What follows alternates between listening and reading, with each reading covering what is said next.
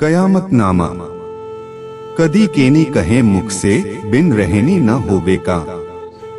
रहनी रू पहुंचा भी, कहनी लग रहे चा। मेरे प्राणवल्लभ अक्षरातीत, तूने महामती जी के धाम हृदय में विराजमान होकर जो इनके सागर का यह रस उड़ेला है, उसकी बूंदें यदि किसी के हृदय में प्रवेश कर जाएं, तो उसका जीवन धन्य धन्य हो जाएगा। संसार में हर कोई चाहता है कि उसकी रहनी, उसका आचरण सर्वश्रेष्ठ हो, लेकिन कुछ ऐसे कारण हैं जिससे उसका आचरण सर्वश्रेष्ठ नहीं बन पाता। मर्यादा पुरुषोत्तम राम और रावण की विद्वता को देखा जाए तो रावण की विद्वता निःसंदेह राम से श्रेष्ठ थी। इसलिए रावण के 10 सिरों की कल्पना की गई, लेकिन आचरण में दोनों एक दूसरे के विपरीत हैं। रावण वेदों का महापंडित है, किंतु आचरण वेदों से सब कुछ उल्टा। सुंदर साथ के सामने एक समस्या खड़ी होती है कि वाणी में रास से लेकर कियामतनामा तक इश्क और ईमान की बातें हैं। ईमान का तात्पर्य क्या है? हमारे दिल में एक अक्षरातीत सच्चिदानंद के प्रति अनन्य निष्ठा हो, संसार की कोई भी चाहत उनसे बढ़कर न हो, इसको कहते हैं ईमान। माया कितना भी जोर क्यों न लगाए, माया के सुख कितना भी हमें आकर्षित क्यों न कर रहे हों, लेकिन प्रियतम का प्रेम हमारे और धनी के बीच में बाधक न बनने पाए, यह कहलाती है निष्ठा या ईमान। दूसरी जो आवश्यकता हमारे लिए है वह है इश्क या अनन्य प्रेम। जिसके हृदय में प्रेम का रस प्रवाहित हो गया वह धन्य धन्य है। सारा संसार उस सच्चिदानंद परब्रह्म को खोजता है। खोजते खोजते यह स्थिति बन गई, शिव सनकादिक आदि के इंचित शेष न पावे पार। लेकिन कबीर जी कहते हैं कि पहले एक ऐसी स्थिति थी कि मैं हरि के पीछे पीछे चला करता था। अब ऐसी अवस्था बन गई है कि मैं आगे आगे चलता हूँ और मेरा हरि पीछे पीछे चलता है। धनी ने यही बात कही है, जब चढ़े प्रेम के रस तब हुए धाम धनी बस, जब उपजे प्रेम के तरंग तब हुआ धाम धनी सो संग। हर सुंदर साथ जब इस बात को पढ़ता है, सुनता है, चिंतन करता है, तो उसके मन में स्वाभाविक आकांक्षा होती है कि कदाचित मेरा जीवन भी परमहंसों की तरह क्यों नहीं बन जाता, जिन्होंने अपने धाम हृदय में प्रियतम को बसा लिया, जिन्होंने सारी आकांक्षाओं को ठोकर मार दी, जिनके लिए माया की तृष्णाएं भस्मीभूत हो गई थीं। इसका कारण यह है कि जो जिसका चिंतन करता है वैसा ही हो जाता है। यदि हम भौतिक धरातल पर ब्रह्मवाणी को देखेंगे, इसके शब्दों को, इसकी चौपाइयों को कंठस्थ करेंगे, तो केवल पढ़ सकते हैं, सुन सकते हैं, सुना सकते हैं। प्रसंग यही चल रहा है, कदी केनी कहे मुख से। मुख से तो हर कोई कह सकता है। कल्पना कीजिए, यदि आप 24 घंटे शक्कर शक्कर कहते रहिए तो क्या आपका मुख मीठा हो जाएगा? उसी तरह महामती जी ने कहा है, हक खिलवत गाय से जानिया हमको देसी जगाए। इस पूरा आपसी पर हके हांसी करी उल्टाए। हम वाणी पढ़ते हैं, वाणी सुनते हैं, वाणी सुनाते हैं। जब वाणी के इन शब्दों में इश्क की बात आती है तो लगता है कि हमारे हृदय में भी इश्क आ गया, किंतु यह संभव नहीं है। हमारी बुद्धि उन शब्दों को ग्रहण कर लेती है। चित्त से चिंतन होता है, मन से मनन होता है, बुद्धि से विवेचना होती है, अहंकार से अहमपना होता है। जीव के अंतःकरण द्वारा ज्ञान की वह धारा हृदय में आत्मसात हो जाती है और वाणी द्वारा उसको व्यक्त कर दिया जाता है। इसको कहते हैं कदी कहनी कहे मुख से। अब प्रश्न यह होता है कि आचरण में कैसे उतारें? आप जानते हैं, जैसा कि मैंने पहले ही कहा, जो जिसका चिंतन करता है वैसा ही हो जाता है। कार्य किससे होगा? मन से। मन के संकल्प विकल्प चित्त के अनुसार होंगे।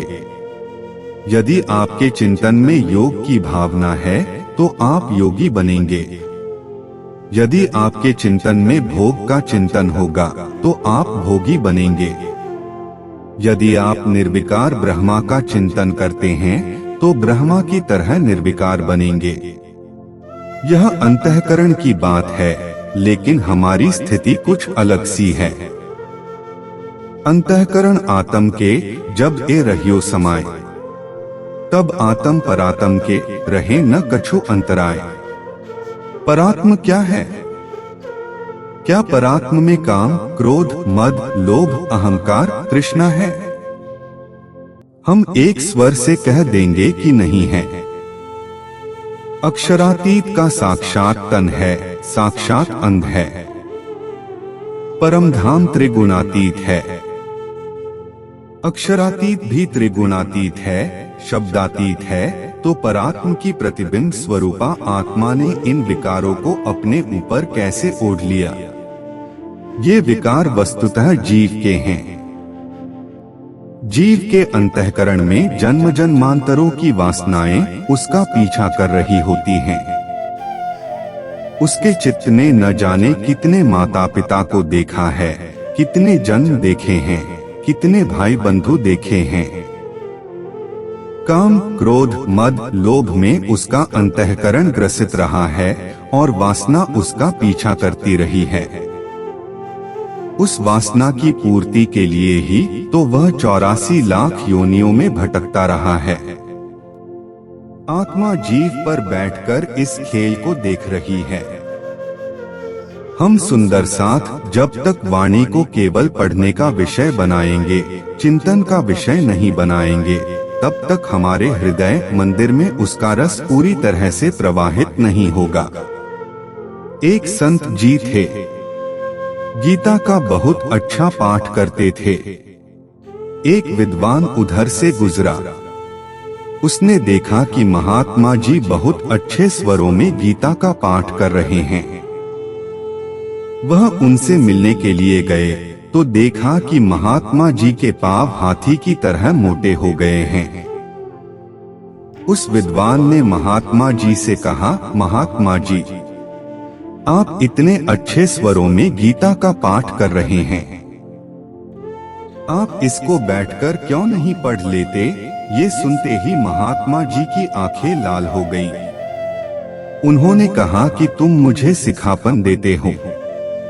मुझे 14 साल हो गए हैं खड़े खड़े ऐसे पाठ करते हुए। मैं कभी बैठता ही नहीं, कभी लेटता भी नहीं। उस विद्वान ने कहा कि गीता में 3 तरह के तप बताए गए हैं, मन का तप, वाणी का तप और शरीर का तप। इन तीनों तपों में सतोगुण, रजोगुण और तमोगुण के भाव से 3 तरह के तप होते हैं। आपका जो तप है वह तामस तप के अंतर्गत आएगा, जिसका कारण है अज्ञान। इससे आपको कुछ भी प्राप्त होने वाला नहीं। जब उन्होंने गीता के श्लोकों को पढ़ करके बताया तो महात्मा जी की आंखों से झरझर आंसू बहने लगे कि 14 साल हो गए गीता के इन श्लोकों का मैं प्रतिदिन पाठ करता रहा हूँ, लेकिन मैंने तो कभी ध्यान दिया ही नहीं था कि इनका आशय क्या है। इसी तरह यदि हम रास से लेकर कयामतनामा तक की वाणी का प्रतिदिन पाठ करते हैं, लेकिन वाणी के कथनों में क्या रहस्य छिपा है, यदि इसे जानने के लिए चिंतन की गहराइयों में नहीं जाते हैं, तो हमारा अंतःकरण उस सत्य को पूरी तरह से आत्मसात नहीं करेगा। कदाचित अंतःकरण में ज्ञान की धारा आ भी जाएगी, तो जब तक आपकी आत्मा के धाम हृदय में प्रियतम की छवि नहीं बसेगी, तब तक जीव का अंतःकरण कभी भी पवित्र नहीं हो पाएगा। दुर्योधन बार बार कहता था कि मैं जानता हूँ कि धर्म किसको कहते हैं, लेकिन धर्म का आचरण करने की मेरी इच्छा ही नहीं होती। मैं यह भी जानता हूँ कि अधर्म किसको कहते हैं, लेकिन अधर्म छोड़ने का मेरा मन नहीं करता। दुर्योधन भी वेद का स्नातक था, लेकिन सारा आचरण वेद के उल्टा करता था। इसी तरह यदि हम ब्रह्मवाणी को केवल कंठ का विषय बना लें, बुद्धि का विषय बना लें, तो हम कह तो सकते हैं कि ऐसा करना चाहिए, ऐसा करना चाहिए। किंतु जब तक आत्मा के हृदय में प्रेम का सागर नहीं बस जाता, आनंद का सागर नहीं बस जाता, निर्विकारिता का वह सागर नहीं बस जाता, तब तक कभी भी हमारे जीव का हृदय पवित्र नहीं होगा और हमारा आचरण भी कभी नहीं सुधरेगा। आज यहाँ जितने सुंदर साथ बैठे हैं, पहले के सभी परमहंसों से ज्यादा पढ़े लिखे हैं। उस समय मुझे नहीं लगता कि कोई भी परमहंस MA, BA या बड़ी बड़ी डिग्रियों को लिए होगा, लेकिन उन्होंने अपने को साधना की कसौटी पर कसा। आप जो सुंदर साथ जितने पाठ कर रहे हैं, पहले के परमहंस इतने पाठ भी नहीं कर पाते थे, क्योंकि उस समय वाणी हस्तलिखित थी। लेकिन सारे ज्ञान के सागर को उन लोगों ने दिल में बसा रखा था। तुम आए सब आया, दुख गया सब दूर। जब प्रेम के सागर को ही बसा लेंगे, ज्ञान के सागर को ही बसा लेंगे, तो बाकी क्या रहता है। यही कारण है कि परमहंसों का जीवन हमारे लिए आदर्श है। हम उन बातों को पढ़ते हुए, सुनते हुए, कहते हुए भी उसको आचरण में नहीं उतार पाते हैं। इसीलिए वाणी बार बार कह रही है, बिन रहनी न होवे का। कहते हैं कि बिना रहने के कोई भी काम होने वाला नहीं है, लाभ नहीं होने वाला।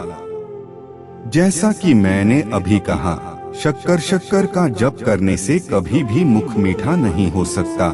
उसी तरह से यदि हम अक्षरातीत का केवल वर्णन करें कि हमारे धाम धनी ऐसे हैं, हमारे धाम धनी प्रेम के सागर हैं, खिलवत में प्रेम भरा है, खिलवत में आनंद भरा है, तो यह केवल मुख से प्रकट होने वाला विलास है। कोई भी ऐसा पढ़ करके कह सकता है। लेकिन जिसकी हम व्याख्या कर रहे हैं, जिसकी वाणी हम प्रतिदिन पाठ के रूप में पढ़ रहे हैं, जब तक वह हृदय में नहीं बैठता, तब तक किसी भी कीमत पर रहनी में वह चीज नहीं आ सकती। जैसे घर में एक कक्ष को देखिए, कक्ष में घनघोर अंधेरा छाया होता है। बल्ब जला देते हैं तो कमरा प्रकाश से भर जाता है। हृदय में माया का अंधकार भरा पड़ा है। काम, क्रोध, मद, लोभ, अहंकार का अंधकार कितने जन्मों से जीव के हृदय में पीछा कर रहा है, और यह कब समाप्त होगा। उस अंधकार की जगह प्रियतम की छवि प्रतिष्ठित कर दीजिए। जब अक्षरातीत की नूरी शोभा दिल में विराजमान हो जाएगी, तो काम, क्रोध, मद, लोभ, अहंकार वैसे ही छूमंतर हो जाएंगे, जैसे कि अग्नि में जंग लगे लोहे को डालने पर लोहा अपने कालापन और जंग को हमेशा हमेशा के लिए छोड़ देता है। इस प्रकार एक ही रास्ता है कि हम आंख मूंदकर हकीकत मारिफत की राह पकड़े और उस प्रियतम की छवि को दिल में बसाएं। सुंदर साथ की एक समस्या यह होती है कि 1 घंटे भी चर्चा में बैठने पर हमें पैर इधर उधर करने पड़ते हैं। ऐसी स्थिति में भला ध्यान कहाँ से होगा। मैं जहाँ तक अनुमान करता हूँ, यहाँ जितने सुंदर साथ बैठे हैं, सबके घरों में टीवी होगी। यदि टीवी के पर्दे पर कोई अच्छी चीज दिख रही हो, तो कितने भी वयोवृद्ध होंगे, 2-3 घंटे सरलता पूर्वक बैठे रह जाते हैं। योग दर्शन कहता है, स्थिर सुखम आसन। स्थिरता पूर्वक जिसमें सुख से बैठा जाए, वही आसन है। आसन कैसे होगा? जब मन कहीं लग जाता है, तो आसन अपने आप स्थिर हो जाता है। योग दर्शन का कथन है, अनंते वास मापन्नम चित्त आसन निवर्तयति।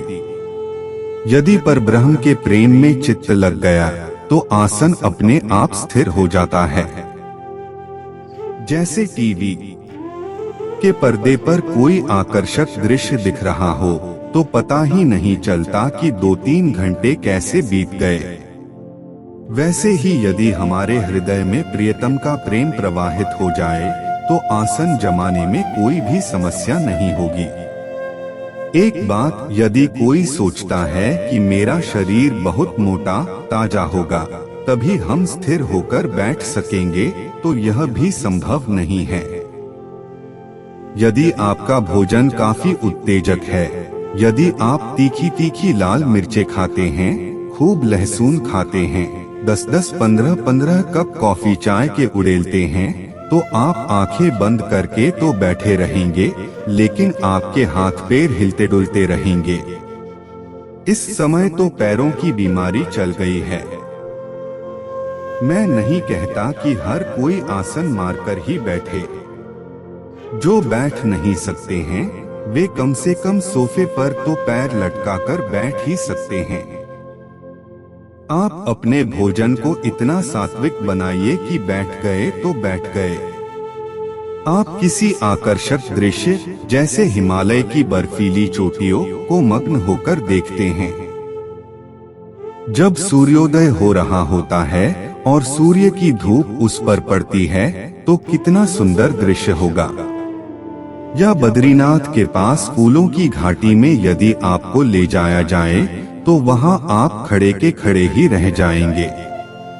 ऐसा लगेगा कि पृथ्वी पर इससे अधिक सौंदर्य कहाँ होगा। यदि उस सौंदर्य को देखते देखते आप हतप्रभ रह जाते हैं, खड़े के खड़े रह जाते हैं, तो अक्षरातीत से ज्यादा सुंदर तो कोई नहीं होगा। यदि आपके अंदर सागर श्रृंगार की वाणी आत्मसात हो गई, नख से शिख तक उस प्रियतम की छवि का आपने बौद्धिक रूप से अवलोकन कर लिया और एकाग्र मन से बैठ जाते हैं, तो ठीक है, अन्यथा अस्वस्थता की स्थिति में लेटे लेटे भी आप कर सकते हैं। यदि आप बैठने की सामर्थ्य नहीं रख सकते तो सोफे पर पैर लटका कर भी बैठ सकते हैं। कदाचित सोफे पर पैर लटकाने की स्थिति में न हो, लेटे लेटे ही यदि आपको निद्रा नहीं आ रही है तो आप अपने हृदय मंदिर में उस प्रियतम को देख ही सकते हैं। हाँ, इसके लिए मन को शांत बनाना पड़ेगा। एक संत ने कहा है, मन पंछी तब लग उड़े विषय वासना माहे, प्रेम बाज की झपट में जब लग आया ना है। जिसके हृदय में प्रेम आ जाएगा उसका मन कभी भी इधर उधर भागेगा नहीं। माया के सारे हथियार एक तरफ और प्रेम का हथियार एक तरफ, क्योंकि प्रेम ही परब्रह्म का स्वरूप है।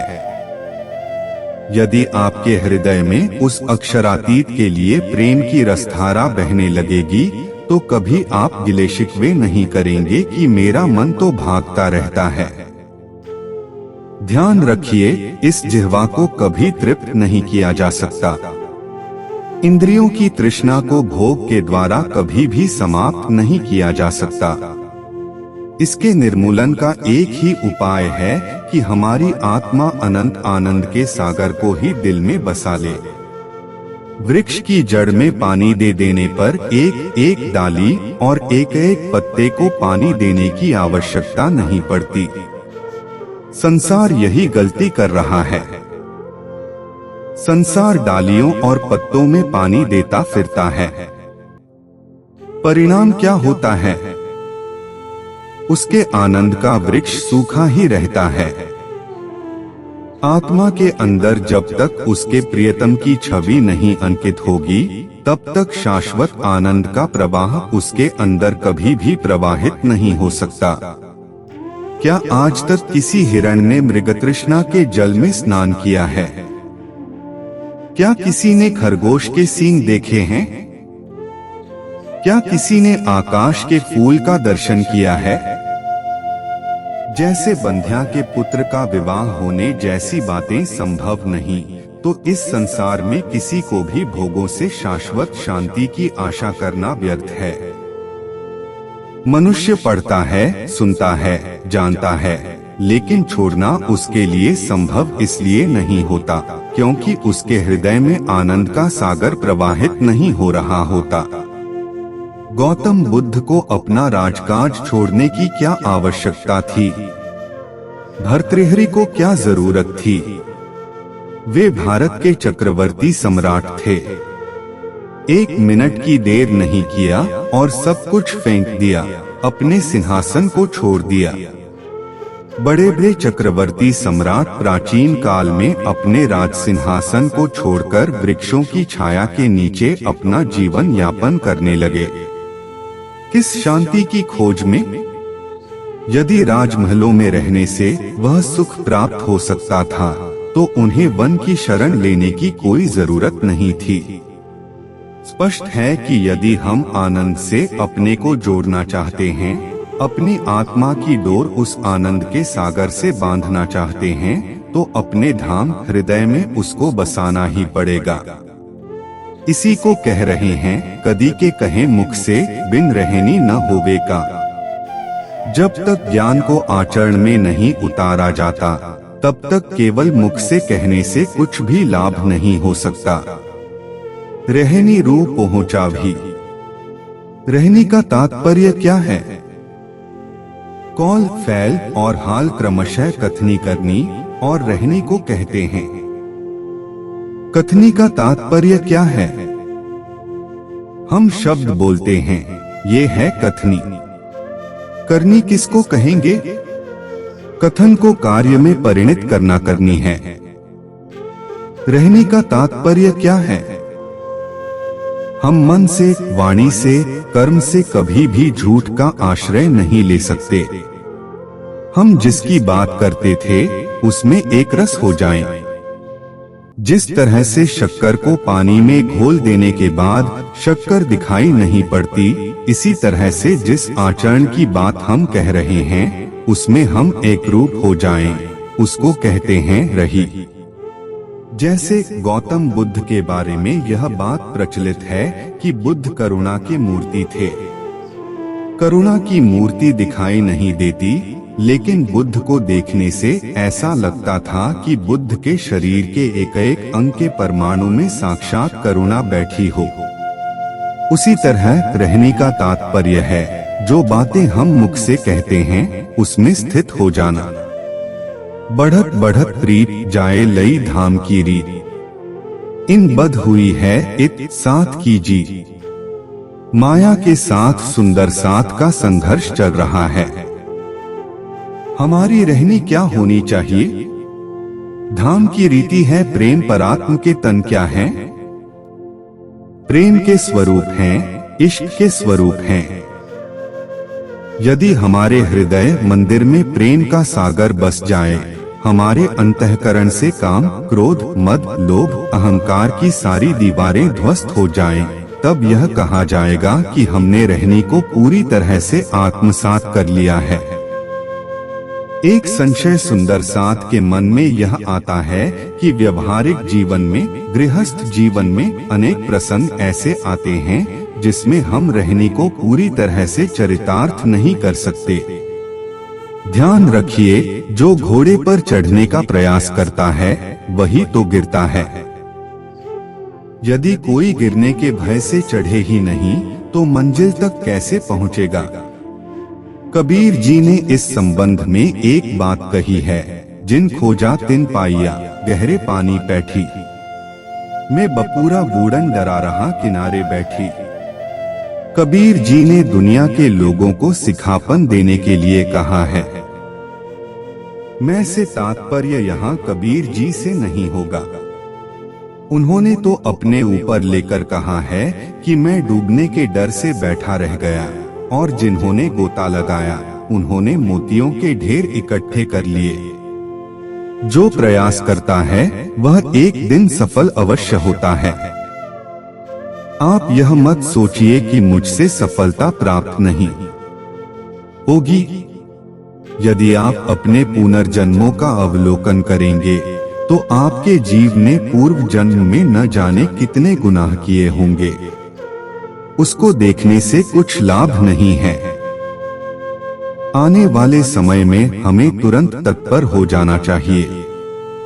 जब लोहा गर्म होता है तभी हथौड़ा मारने से कोई सार्थक परिणाम निकलता है।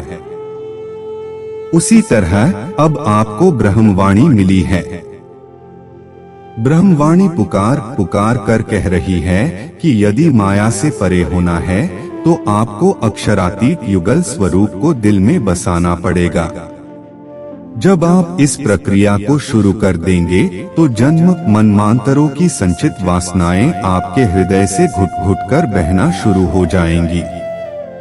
एक समय ऐसा आएगा कि आपका हृदय भी निर्विकार हो जाएगा। जैसा परात्म का दिल है वैसा ही आपकी आत्मा का दिल भी हो जाएगा और बहुत कुछ जीव का दिल भी वैसा हो जाएगा। उस समय शक्कर खोजने से भी नहीं मिलेगी, वह तो पानी में मिलकर एक हो गई होगी। जिस तरह से लोहे को अग्नि में डाल देने के बाद लोहा अग्नि की तरह दहकना शुरू कर देता है, उस तरह से आपका जीवन भी उसी तरह से पवित्र हो जाएगा। इसको कहेंगे कहनी को रहनी में उतारना। भले ही आप कितना भी पढ़ते रहें, पूजा पाठ करते रहें, कितनी भी परिक्रमा करते रहें, किंतु यदि आपने उस प्रियतम की छवि को दिल में नहीं बसाया तो किसी भी कीमत पर आपको रहने की मंजिल पर पहुंचने का सुख नहीं मिलेगा। यदि आप वास्तविक आनंद को लेना चाहते हैं तो जो सागर में कहा है, श्रृंगार में कहा है, सागर श्रृंगार तो क्या रास से लेकर कयामतनामा तक में कहा है, उसे रहनी में उतारिए। कयामतनामा में जिसकी यह चर्चा हो रही है, एक बहुत बड़ी बात कही गई है, जो कछु देखे आप तोलो साहेब सो नहीं मिला। कल भी मैंने कहा था, आज सवेरे भी मैंने कहा, सारी तृष्णाओं का शमन कब होगा? जब प्रियतम को अपने दिल में बसा लेंगे। अध्यात्म कथन का विषय नहीं होता। कथन का विषय केवल उतना ही होता है जितना हमारी बुद्धि में आ जाए। बुद्धि में आ जाने के पश्चात वह व्यवहार में, आचरण में उतारने के लिए होता है, और जिसने क्रियात्मक जीवन जिया नहीं वह सत्य को कैसे पा सकता है?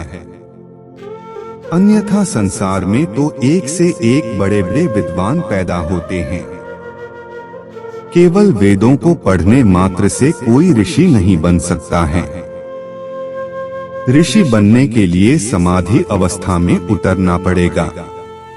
दर्शन शास्त्र को पढ़ने से कोई दार्शनिक नहीं हो सकता। दार्शनिक होने के लिए उस सत्य का दर्शन करना होगा।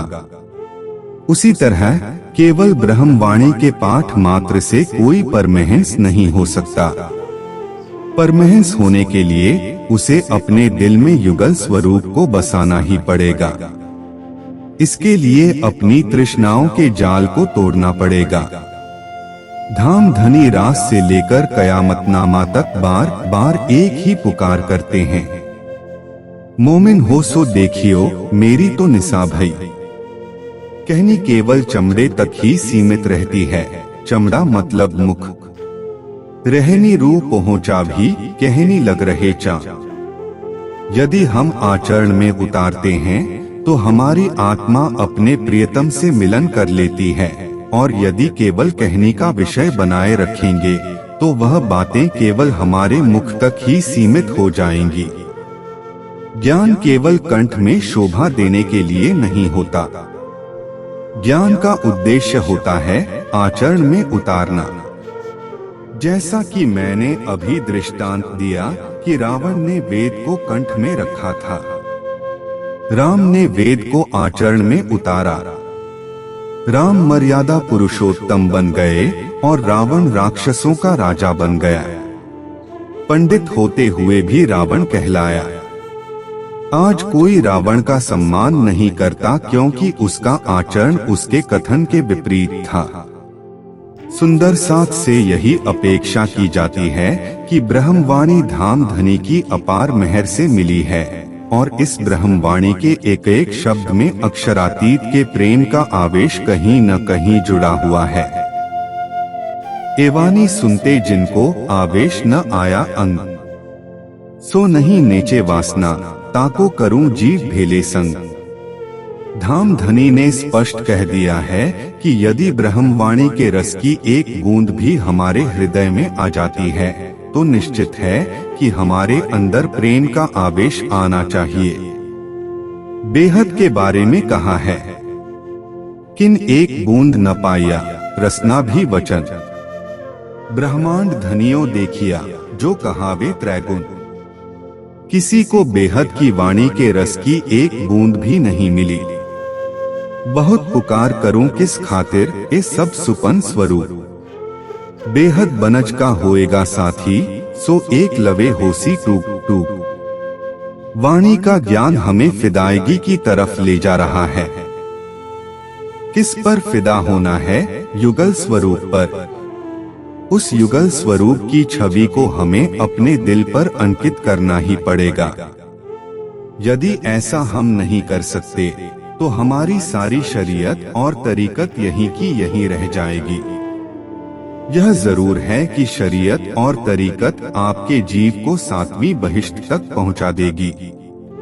यह आपके चिंतन करने का विषय नहीं है कि मेरे अंदर ब्रह्म सृष्टि है या नहीं, ईश्वरी सृष्टि है या नहीं।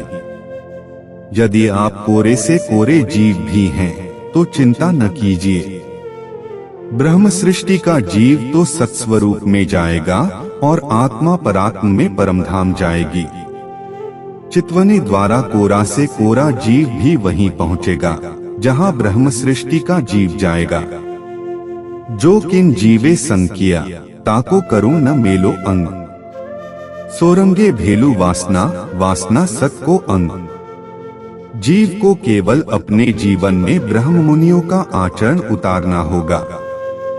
जीव यदि प्रेम की राह अपना लेता है, शरीयत तरीकत से पिंड छुड़ाकर धनी की शोभा अपने दिल में बसाता है, तो स्थिति यह बन जाएगी। जिसके दिल में धाम धनी बस जाएंगे, निश्चित है कि वह जीव भी ब्रह्म सृष्टि के जीव के साथ सत्स्वरूप की पहली बहिष्ट का अधिकारी बनेगा।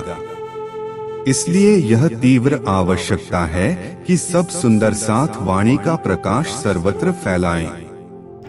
आप बड़े बड़े भंडारे करते हैं, सुंदर साथ को बड़े अच्छे अच्छे स्वादिष्ट व्यंजन खिलाते हैं, और ये स्वादिष्ट व्यंजन कुछ क्षणों के लिए ही जिह्वा को आनंद देते हैं, बाद में पचकर मलमूत्र के रूप में ही निकलते हैं। जीव को ज्ञान का अमृत बांटिए। कितने जन्मों से वह जीव 84 लाख योनियों में भटक रहा है, कितनी भयानक भयानक योनियों का दुहक उसने देखा है। यदि उस जीव को ब्रह्म ज्ञान का प्रकाश मिल गया तो अखंड आनंद का भोक्ता होगा। इससे बड़ा पुण्य कार्य और कुछ भी नहीं। हमारे सारे समाज में, सारे देश में यही हो रहा है। सारा ध्यान किस पर है? या तो दीवारों को चमकाने में या अच्छे अच्छे भोजन खिलाने में। इससे किसी की आत्मा न जागृत होगी, न किसी जीव का कल्याण होगा। होना क्या चाहिए? ज्ञान का प्रकाश हर मानव तक फैलाइए। ये न देखिए कि वह किस वर्ग का है, किस प्रांत का है। सूर्य सारे ब्रह्मांड के लिए उगता है। चंद्रमा अपनी चांदनी फैलाता है सारी पृथ्वी के लिए। हवा बहती है सबके लिए। ब्रह्मवाणी का प्रकाश किसी संप्रदाय, किसी वर्ग विशेष या किसी स्थान विशेष के लिए नहीं है। वेद ने कहा है, शत हस्त समाहर सहस्र हस्त संकीर।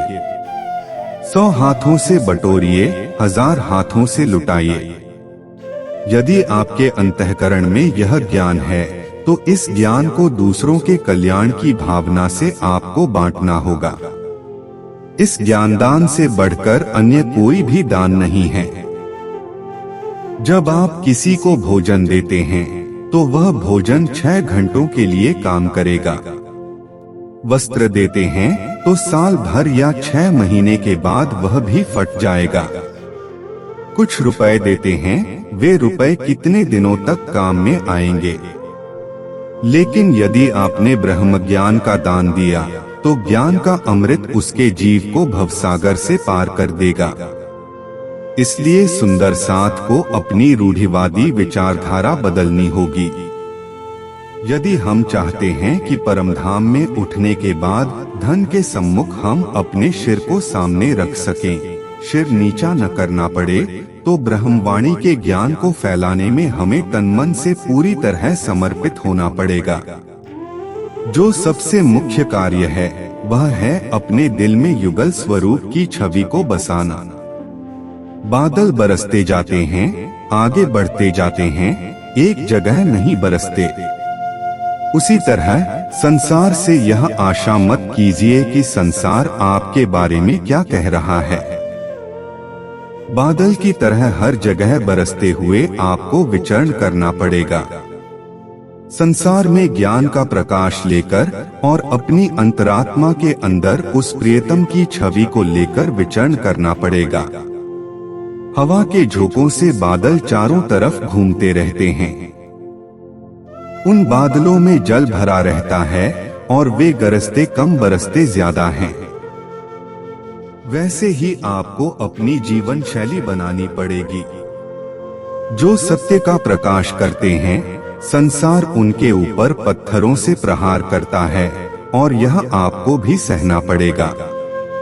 किंतु यदि आपने सांसारिक कष्टों की परवाह न करते हुए ब्रह्म ज्ञान का अमृत संसार में फैला दिया, तो वे जीव अनंत काल तक आपको धन्यवाद देते रहेंगे कि आपकी ज्ञानधारा का अमृत मेरे हृदय में पहुंचा और मैंने अखंड शाश्वत आनंद को प्राप्त कर लिया।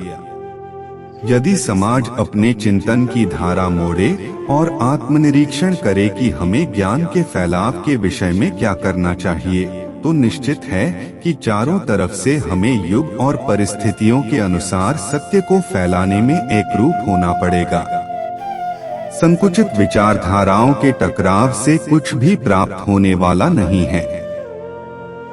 ब्रह्मवाणी की अजस्र धारा हर मानव के अंदर प्रवाहित हो, इसी में संसार का कल्याण है, इसमें ही हमारी श्रेष्ठता है। जो परमधाम के ब्रह्म मुनि कहलाते हैं, उनका तो ये नैतिक उत्तरदायित्व होता है कि ब्रह्मवाणी के ज्ञान और हृदय में प्रियतम के प्रेम की धारा से सारे संसार को तृप्त करें। महामती जी ने कहा है, प्रैलो की छाप छकाओ।